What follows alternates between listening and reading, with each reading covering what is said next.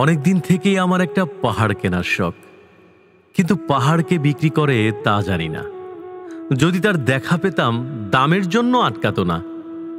আমার নিজস্ব একটা নদী আছে, সেটা দিয়ে দিতাম পাহাড়টার বদলে। কে না জানে পাহাড়ের চেয়ে নদীর দামই বেশি। পাহাড় স্থানু, নদী বহমান। তবু আমি নদীর বদলে পাহাড়টাই কিনতাম, কারণ আমি ঠকতে চাই। নদীটা অবশ্যই কিনেছিলাম একটা দ্বীপের বদলে। ছেলেবেলায় আমার বেশ ছোট্টখাট্ট ছিমছাম একটা দ্বীপ ছিল, সেখানে অসংখ্য প্রজাপতি। শৈশবে দ্বীপটি ছিল আমার বড় প্রিয়। আমার যৌবনে দ্বীপটি আমার কাছে মাপে ছোট লাগলো। প্রবহমান ছিপছিপে তন্নি নদীটি বেশ পছন্দ হলো আমার। বন্ধুরা বলল, ওইটুকু একটা দ্বীপের বিনিময়ে এত বড় একটা নদী পেয়েছিস, খুব জিতেছিস তো মায়েরি। তখন জয়ের আনন্দে আমি বিহ্বল হতাম। তখন সত্যি আমি ভালোবাসতাম নদীটিকে।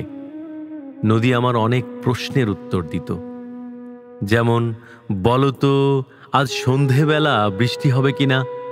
সে বলতো, আজ এখানে দক্ষিণ গরম হাওয়া, শুধু একটি ছোট্ট দ্বীপে বৃষ্টি। সে কি প্রবল বৃষ্টি, যেন একটা উৎসব। আমি সেই দ্বীপে আর যেতে পারি না।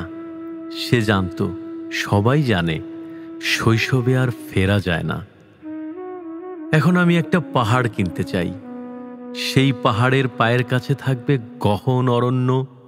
আমি সেই অরণ্য পার হয়ে যাব, তারপর শুধু রুক্ষ কঠিন পাহাড়। একেবারে চূড়ায়, মাথার খুব কাছে আকাশ, নিচে বিপুলা পৃথিবী, চরাচরের তীব্র নির্জনতা। আমার কণ্ঠস্বর সেখানে কেউ শুনতে পাবে না। আমি ঈশ্বর মানি না, তিনি আমার মাথার কাছে ঝুঁকে দাঁড়াবেন না।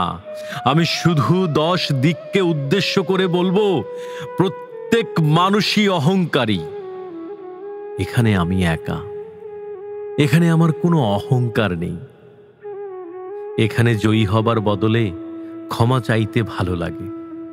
হে 10 দিক, আমি কোনো দোষ করিনি, আমাকে ক্ষমা করো, ক্ষমা করো, ক্ষমা করো।